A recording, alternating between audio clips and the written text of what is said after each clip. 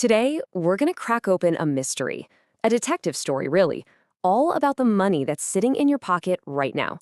It's a story you probably never learned in school, but believe me, it shapes everything about our world. So let's dive in. So let me start by asking a kind of weird question. Is the money you have real? I mean, think about it. We work so hard for it, we save it, we spend it every single day. But what is it that actually gives that piece of paper or just those digits on your banking app any value at all? The answer to that has changed, and I mean dramatically. And that's the story we're getting into. All right, to really get a handle on how our financial world works now, we've got to jump in a time machine. See, for most of history, money wasn't just some abstract idea. It was literally tied to something you could hold in your hand, something solid, heavy, and yeah, shiny. It had a golden anchor. And that anchor had a name, the gold standard. The whole idea was actually pretty simple. For every single dollar a government printed, it had to have the exact same value in actual physical gold locked up safe in a vault somewhere. So your money was basically just a claim check, like a ticket you could take to the bank and say, "I'll have my little piece of gold now, thanks." It made money feel real, tangible.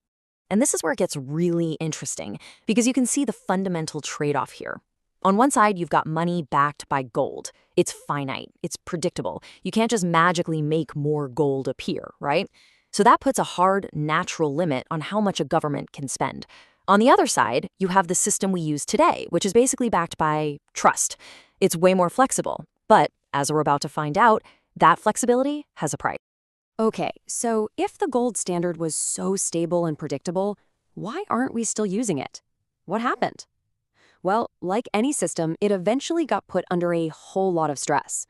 All these global pressures started pulling and tugging at that golden anchor, and pretty soon, some serious cracks started to show.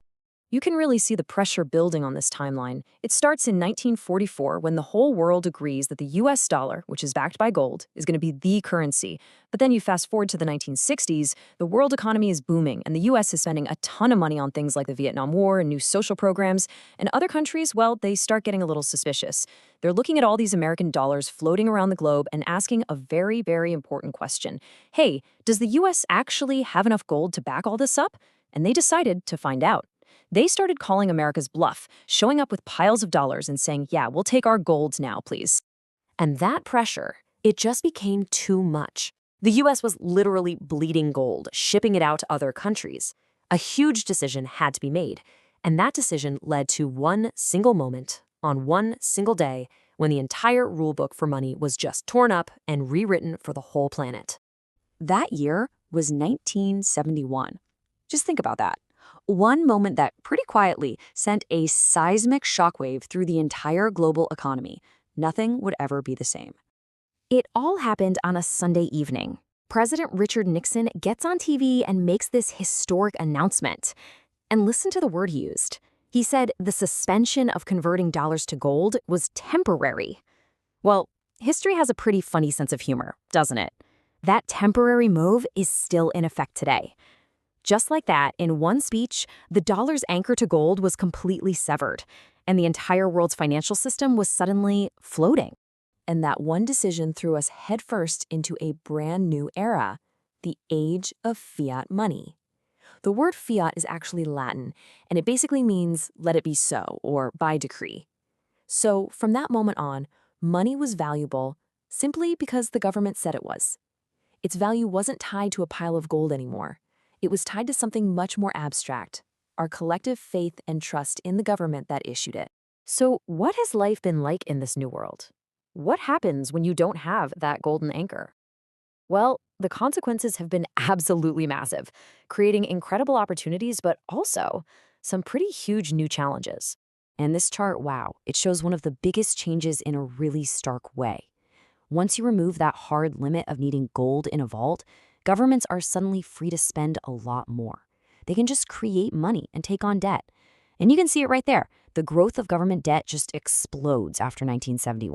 But this newfound flexibility is a real double-edged sword. On one hand, it lets governments react to a financial crisis or try to kickstart economic growth in ways they just couldn't before. That's the good side. But the flip side is the massive risk of creating too much money. And when that happens, the value of every single dollar you have goes down. And we have a word for that: inflation. So let's bring this all back home. Why should you care about some decision made way back in the 70s? Well, because the aftershocks of what happened in 1971 are still defining your financial life today. I'm talking about everything from the price of your groceries to the interest rate on your mortgage. Seriously, this new reality is everywhere. Have you ever noticed how your money just seems to buy a little less this year than it did last year? Yep, that's inflation.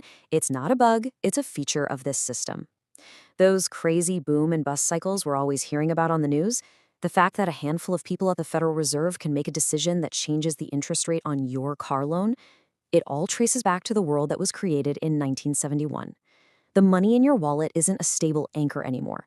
It's a dynamic tool, one that's constantly being adjusted and, yeah, sometimes mismanaged by some very powerful institutions. And all of this brings us right back to that huge question we started with. We made a trade. We swapped the rigid, predictable stability of gold for the dynamic, messy flexibility of trust. Was it the right move? Honestly, there is no easy answer to that. But just understanding that this choice was made and seeing the world it created, that's the crucial first step. It forces us to really think about it. What do we want our money to be? Should it be a finite anchor or a flexible tool? The answer we come up with will absolutely shape our future.